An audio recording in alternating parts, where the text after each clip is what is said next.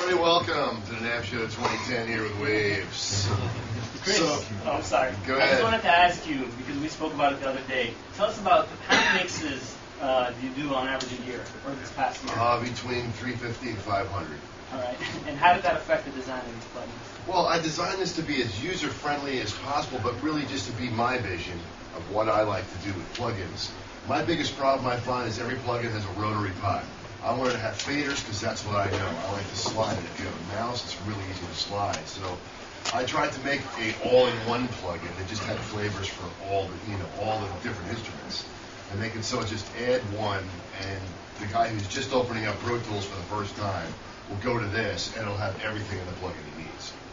He's pulling up the guitar plugin that we had, and one feature I put in there is that, gee, I want to rock. It's midnight. I want to work in this song. And one of the things I put in instantly was a way you could get a guitar sound without having to go through 2,500 presets. So I gave you 3 presets: clean, crunch, and heavy. I give the input and output so you can fine tune it. There's going to be a pan on here at some point. The bypass, even though it goes through bypass, it still goes through the electronics I created for the guitar. So to really make it different, you just got to go to bypass. And these selectors right here, if you just scroll through the buttons on there, Sure. we made it simple: green, blue, red.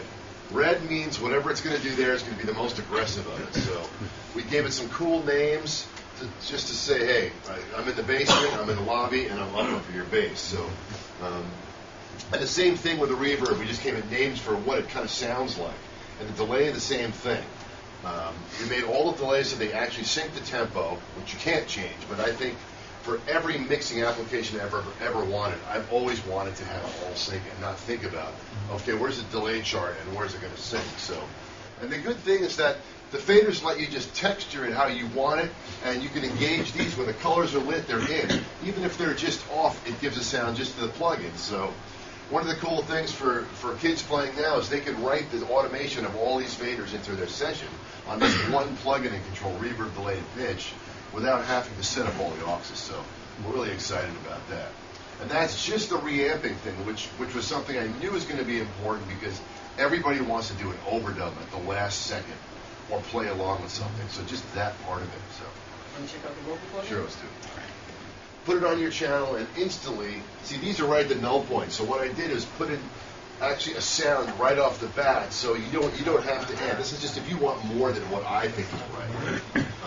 And they just gave you presets: male vocal, female vocal, and one called Rock Me, which kind of spills over from the other compressors, which is a more aggressive compression. And then gave you a couple of different vocal reverbs and a couple of different delays.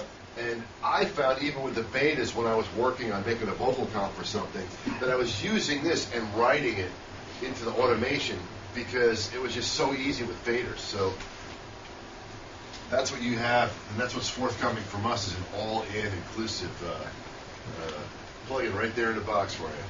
All right. Thank you so much, Chris. You're welcome. And Chris will also be at the booth, right? You're going to That's demo right, today. Eddie, why was it important for you to model the pie and the Helios? Well, I've got my notes here.